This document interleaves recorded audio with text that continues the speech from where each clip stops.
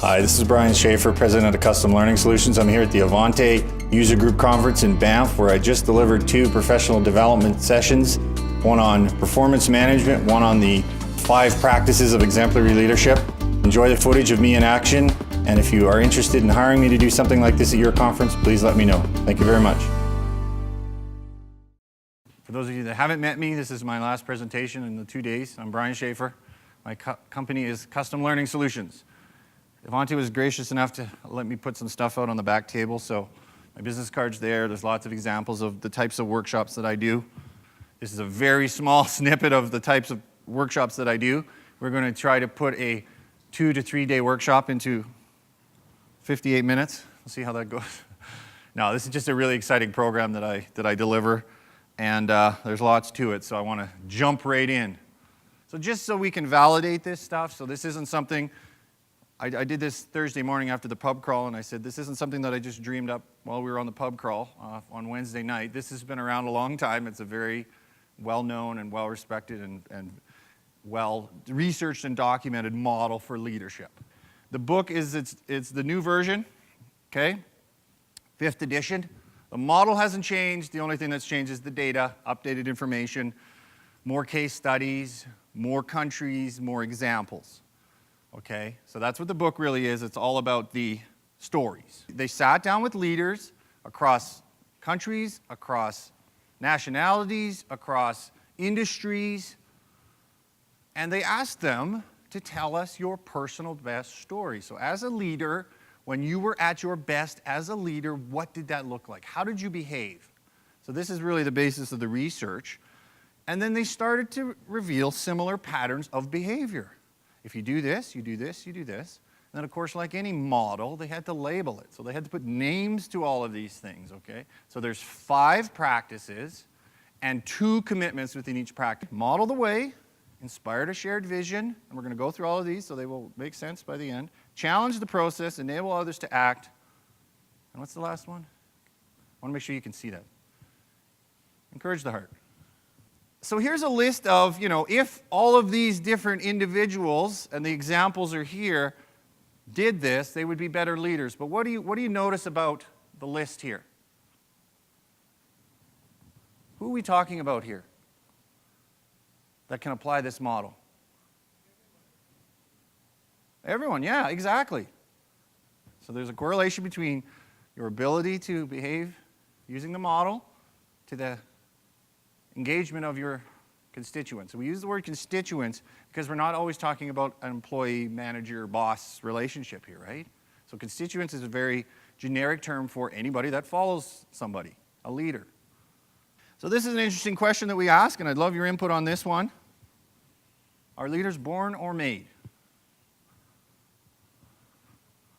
Knowing what I do for a living and the fact that I'm standing up here trying to impart this knowledge on you, what do you think?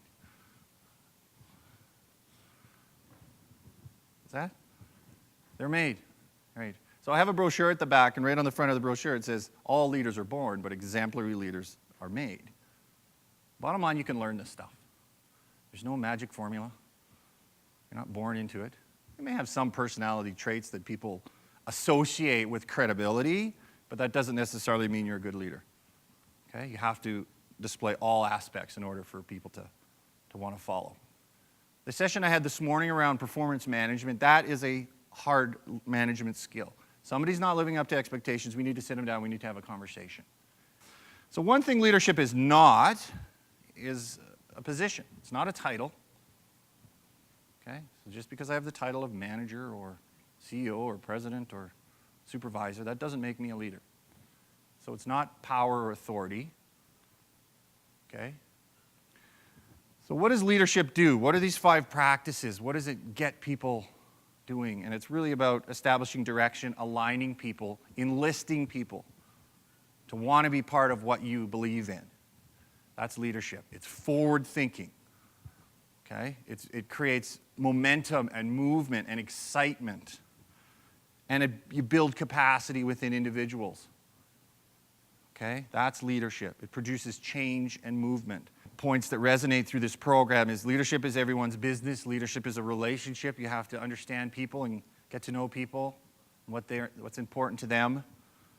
It's a set of skills and behaviors that can be learned. And it's an ongoing development process. The best leaders are the best learners, people that invest in wanting to get better. So hi, I'm your new leader, okay? I'm either new in an organization, or I've inherited a new team, or I'm your existing leader, but I just sat through a workshop, so now I'm a new leader. Okay? So what do people want? What are the leadership FAQs? What are the questions that they ask? Okay, leader, who are you? Where are we headed? What are you going to do? And what's in it for me? So the whole idea of what's in it for me. That's leadership. So you need to demonstrate this. Remember, leadership is earned. Just because I have the title doesn't necessarily mean I've answered all of these questions and people are going to blindly follow wherever it is you're going. If they're highly motivated and engaged and there's huge credibility in an organization, I know it's a weird expression, but they'll take a bullet for you. I mean, they will do whatever it is you ask. And guess what happens when good leaders leave organizations? And how do you know they're a good leader when they leave organizations? What happens?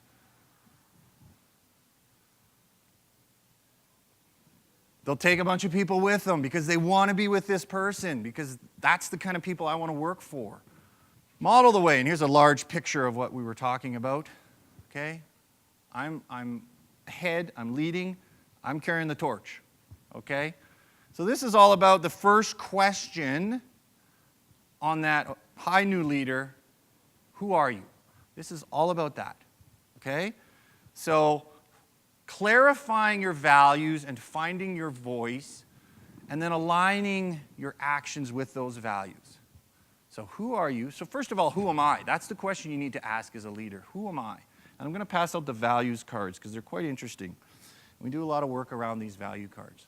So one of the first exercises we do in a workshop is everybody gets a set of values cards, and you go through them, and you need to pick 5 of what you think is important to you personally. Okay, so that's what this is all about. Then you need to have a plan to communicate those values to your constituents so they understand them. And then what do you think the third step is? Then you need to show them so you live by those.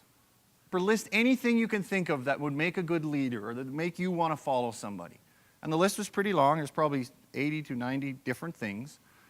So then they took that and they narrowed it down to 20. So these are the 20 that they based their research on. So the reason there's 20 up here is because these are all important. But we had to narrow it down even further. Pick 4. So just shout them out. Which ones do you think are the most important characteristics of a good leader? So then they asked the question again, and we ended up with these 4. Okay? Again, they're all important. So for instance, you could have these 4, and if you don't have some of the others, that could potentially be a problem. So we want to see all of this in our leaders. Absolutely have to be honest and care. But when we narrow it down to 4, these are the ones that come to the top. So that's the second question. Where are we going? We're not there yet, but this is credibility. This is credibility, okay? And this quote, really sums it up, right? If I don't trust you and believe in you, it doesn't matter what you say.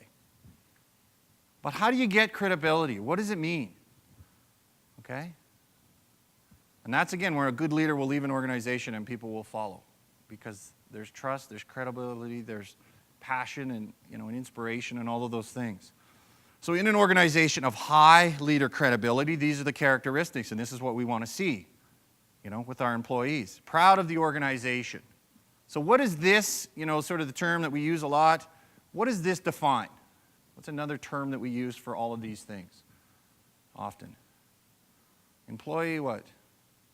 Loyalty, engagement is the word I'm looking for. And this is where the values come in, okay? You lead by who you are as a person. So who am I? What's important to me? How do I make sure you understand that? And how do I make sure you care about that same thing at the end of the day, right? So it's all about clarifying your values. I'm not going to spend a lot of time on this, but it's those values cards. We actually do an exercise where we clarify our own values first. Okay? Who am I? What's important to me? What are the values that I uphold the most? Okay? Share those with folks and then live by them is really what this practice is all about. You have events, you tell stories, you use examples. The best way to teach people is to tell a story, an example of how we've demonstrated this value. I work with a lot of values-based organizations, and they have their values up on the wall, and the way we teach those values is to tell me a story about how you saw this value demonstrated. So that's what you have to do as a leader. So again, here's an example. So if quality becomes one of our values as an organization or one of my top values, you have to talk about it. You have to have meetings about quality. You have to share stories about it. You have to measure it. You have to communicate how are we doing. When you see somebody demonstrating that value, you have to reward them. You have to thank them. You have to use them as an example of how we want to aspire to this. So that's how you do it. Okay? So it just becomes part of who you are and how you operate. So now we're talking about vision. Again, here's a large picture. We're looking off into the future. Okay? So what are the commitments here? Envision a future of imaginative, exciting, and ennobling possibilities. Create a vision and get people excited about it. So what is a vision? What does it look like? What does it sound like? We're going to hear one of the best speeches and visions in history. Okay? And then enlist others. Get people excited. I want to be part of this. This sounds fantastic. Because without a vision, it's like driving in fog. You can only see, 2 feet ahead. Where are we going? I don't know. Every day I make decisions and I'm told to do something. But really, what's the point? Why am I here? So that answers the second question that people ask in a leader. Where are we going? Are we driving in fog, or do we have an exciting, enabled future that sounds really exciting, that we're all striving for and looking towards and working towards? So vision pulls people forward. Do you ever get to your vision? You ever have a vision and go one day and go, hey, we're here. All right, well, let's just pack up our tents and go home. Okay? A vision is a compass. It's not a roadmap. There's no specific, okay, if we do this and do this and do this and do this, we'll get there. It's out there. It's meant to be far-reaching and often a very lofty goal, but it gets people moving and excited and inspired. Okay? Gets people to want to jump in that whitewater raft with you. It's going to be a rough ride, but it's worth it. I see all of the wonderful things in the future that makes me want to struggle. Okay, so this is your shared aspiration piece, right? Remember the quote about struggle for shared aspirations? This is our aspiration. That's what our vision is. So when you put those two things together, you put credibility, which is, do what you say you're going to do, walk the talk, tell me what's important, and you tie that to vision. Okay? Now you get engagement. I'm on board. Let's go. Let's do this. Whatever you need me to do. I'll work long. I'll, take extra projects. I'll bring all my friends and family to this organization because I think it's the greatest place in the world to work. And if you leave the organization, I'm going with you. Okay? Of course, we all want employee engagement because it leads to better results. We know that. But so those two pieces together, right? Credibility plus vision. Who am I? And do I trust you? And where are we going? And I'm excited to go there too. I'm engaged. But it all comes to the leader. It's the leader's job to do this. You have to care about people, and you have to care about what people think and feel. And that's how you enlist others. So here's my team. I've got Sarah and Keisha and Kevin and Sean and Dave. And I've gotten to know these people, and I've had conversations with them, and I know what's important to them. This is what they believe in. This is what's important to them. These are their values. And then I need to enlist them. So I need to communicate to them why our values as an organization and our vision is something that you believe in as well. So then you just sort of connect the dots. You believe in this? Well, guess what? That's exactly where we're going. Challenge the process. Third one. The commitments here are really be proactive about change. Look for opportunities to do things differently and better. Always question, always challenge, always ask, is there a better way? Could we be doing this differently? Okay? Experiment, take risks, but build a culture of risk-taking, that it's okay to make mistakes. Okay? It's a culture of innovation. Okay? Look outside of your job. Look for new and exciting and innovative ways to do things differently and better. That's leadership, right? It's forward thinking. All of those leadership best stories that they heard, when do you think they were at their best? There's different kinds of change and innovation, right? There's what we call incremental change, which are small little changes that over time make a difference, and there's game changers. I would say this perhaps is a game changer in the lettuce industry. I don't know. It's a pretty, we need to sell more product. How do we do it? Well, let's cut it and clean it and put it in bags for people. Heck, let's throw in the croutons and the salad dressing too, so they don't have to do anything. But you have to encourage that. So you have to encourage a climate in which people are willing to take risks and they're actually rewarded for their innovation. It's okay to make mistakes as long as we're doing it for the right reasons and the good of the company. It's okay to make mistakes. How many organizations just encourage that and ask for that? If you're doing it for the right reasons, with the purpose of challenging and being innovative and being more creative and trying to solve problems and get better and grow and improve and work towards our vision, then absolutely go for it. And I will applaud you for that, and I will support you for that.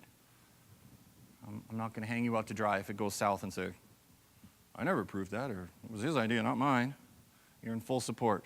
But again, leadership is all about future and momentum. What's new, what's next? That's where the future is, and that's where we're going to be successful as an organization. Enabling others to act. Look at the picture. I'm helping you be successful. What does that look like? What are the commitments there? Foster collaboration. Share. Share in the knowledge. Let everybody be involved in the decisions.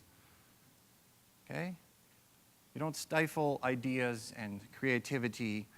Okay? You build trust and relationships. Feeling empowered, right? Feeling, I can do this. I have support. I have the training. You've heard the old expression, you set somebody up for failure. Because you set unrealistic expectations and goals. You don't give them the training and support they need, and they're going to crash and burn, right? Okay? Be surprised what people can do if you give them the right tools and support. They can even surprise themselves. Okay, so really, again, it's the idea of commitment versus compliance. And what's the difference between delegated and empowerment? Curious to know what you think about that. Ownership.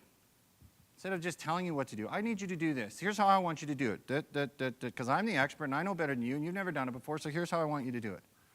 Or I'm going to give you a new and exciting challenge that I think you're going to really enjoy or that I think will stretch you a little bit.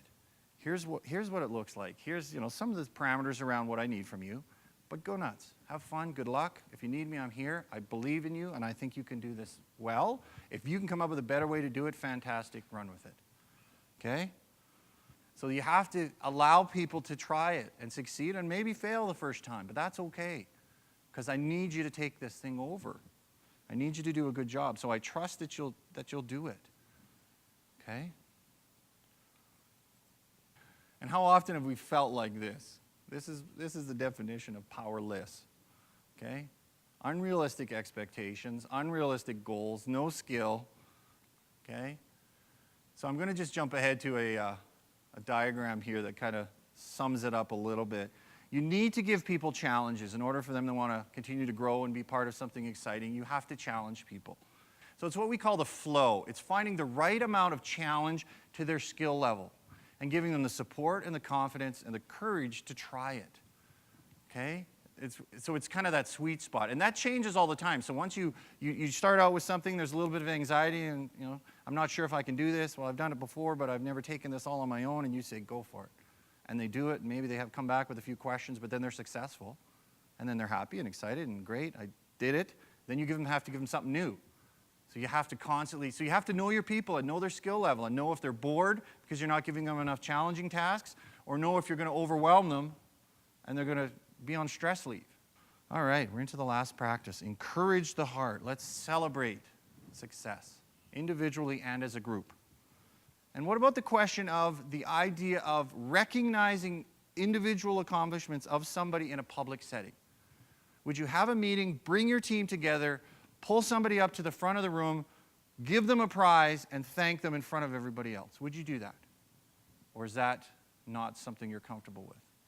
An example of that is I worked in an organization where they called them culture chats, fireside chats, where you'd have the EVP of the organization read letters from happy customers. And that's all it was for an hour. Senior leader in the organization read letters about something great that such and such did in the organization. Person may not have even been in the room. Do you think people walked out of that room feeling bad about themselves? I mean, there wasn't a dry eye in the house. Everybody cried. It was so beautiful, all these wonderful stories. How engaged do you think jazzed are people? Right? Because they took the time to recognize, and that's all it takes. So they asked the question, Okay? Do you need encouragement to perform at your best? And originally only 60% said yes, and I found that was a little strange. That should be higher. So they rephrased the question to say, when you get encouragement, does it help you perform at a higher level? And now, 98% said yes. So just a show of hands, who doesn't like to be recognized or appreciated for good work? You? You don't like to be? Yeah, who doesn't like to be? I mean, it's a rhetorical question, but I'm always curious. And of course, everybody's going to say, yeah, absolutely. Why wouldn't I? Who doesn't want that? But why we as leaders aren't doing enough of that or more of that? Okay? This is it. If you don't appreciate people, they're going to stop caring. I do all this excellent work, overworked, underpaid, underappreciated. I'm going to take my business elsewhere because I think I'm a valuable employee and nobody seems to care about all the great work I'm doing. So you don't care about them, guess what? They're going to stop caring about your organization. You'll find yourself either out of business or constantly trying to retain people. Start to think about this in your organization, in your team, in your leadership role. When was the last time you recognized somebody for a job well done? What did you say? Okay? When did you last help a team celebrate an accomplishment? What did you do? So it's all about, recognizing and rewarding individual excellence, team excellence, and then what does that look like? How do you do it? Do you have a celebration? Do you have a pizza lunch? Do you get people together? Do you go off-site and do something fun? Whatever. It's up to you how that's going to look, but at the end of the day, you got to do it. So the positive to negative ratio is positive interactions versus negative interactions. How many times should you say something positive to somebody versus negative? What do you think the ratio is? 10 to 1, 20 to 1, 30 to 1? The positive to negative ratio should be at least 3 to 1. At least. If you can do better, fantastic. At the end of the day, say more nice things about people and always looking for things that they've done wrong. Okay? Just think about that. And be personally involved as a leader. I love this quote, you can't delegate matters of the heart. You can't, as a leader, say, I'm too busy today to do our weekly thank you meeting, so I'm going to get someone else to do it. That's not going to work. It needs to come from you. That's all that matters to them is what you think as a leader. Okay? So you can't delegate that to someone else. You have to do it. You have to be personally involved. You have to have observed it. You have to pay attention. Okay? It's not about the celebration. It's not about the pizza lunch. It's about the effect that it has. It's about why you're doing it, to touch the hearts. That's what it's all about. Okay? That's why we call it encourage the heart.